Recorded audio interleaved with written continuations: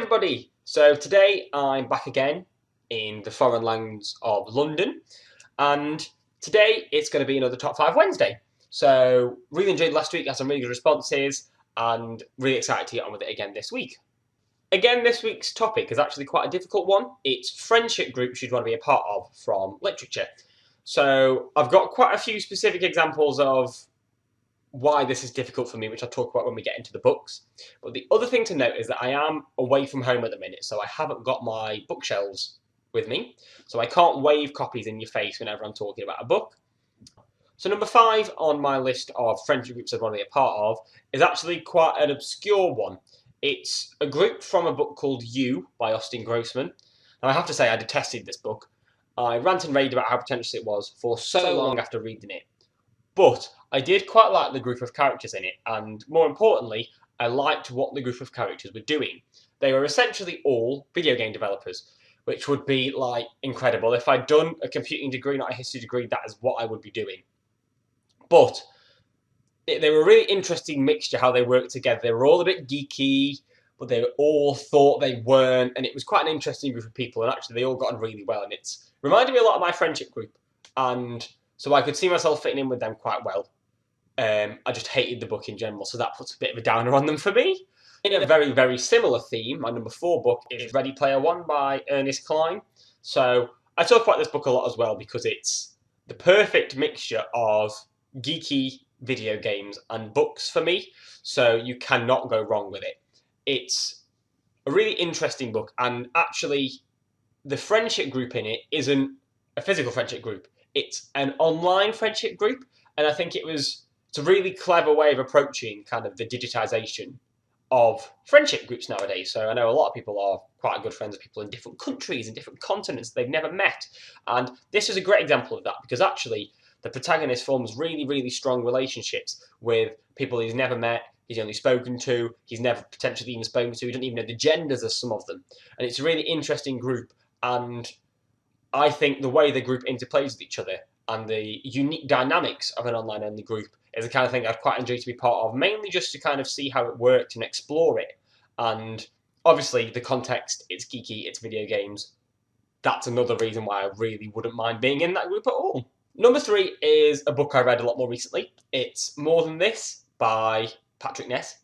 And I feel there needs to be a proviso here. I'd love to be part of this friendship group. I wouldn't love to be in the situation they're in because their life is threatened on quite regular occasions. But basically, the main character dies in the first chapter and wakes up in kind of a post-apocalyptic landscape. And for half the book, he's by himself. And then he meets these 2 other characters. And they are literally the only 3 people there are in the book.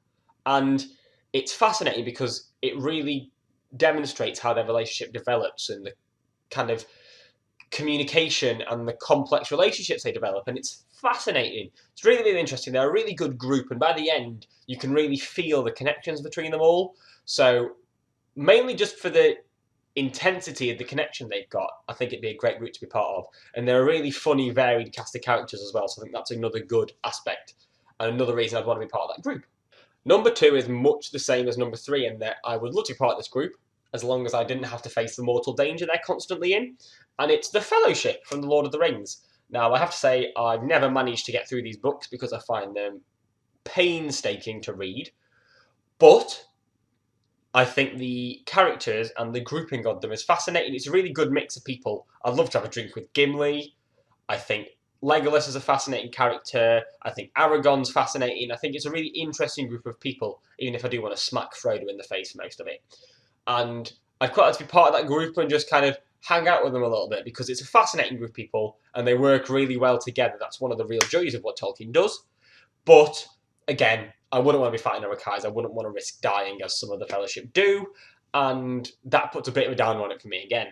Number 1 is possibly one of the most iconic friendship groups, and it's the famous 5. So I've spoken on here numerous times about my love for Enid Blyton, and it carries over into the famous 5 books. I think they're a really good group of people, and I mean, I read them when I was younger, so you don't particularly pick up on things like character relationships as much, but I just know that what they do, the situations they get themselves in, the activities they undertake, the things they have to do to solve the mysteries. I'd love to be involved in that. Which kid wouldn't want to be one of the famous five? And that's stayed with me even to now. I probably wouldn't want to be in a group with a bunch of 13-year-olds, but if I was that age, the famous five would be the perfect group for me to be in. And that's why it's got number one on this list. So there we go. Another week of Top 5 Wednesdays done. Great topic this week. Really interesting. Really happy with all my answers in the end. Do want to emphasise that I want to avoid dying if I join any of these groups, though. It's a very important aspect of it. As always, if you've enjoyed, like and subscribe down below, and comment if any of the people I put the same or I've mentioned someone you didn't think of, and I'm sure there'll be loads of people you guys will mention that I did not even think of popping in here. So look forward to see what you guys put down below. My Goodreads and Twitter are down below as well, and I'll put the link to the Goodreads group for the Top 5 Wednesdays. And other than that, I'll see you definitely next week with another Top 5 Wednesday. The topic for next week is brilliant. It's the top 5 favourite character arcs and developments, and I've already got a list of about 25 people I could put on this list. So I look forward to seeing you then, but I'll also have some more videos up between now and then in the meantime. As always, thank you so much for watching. You're all amazing, and I look forward to seeing you all again soon.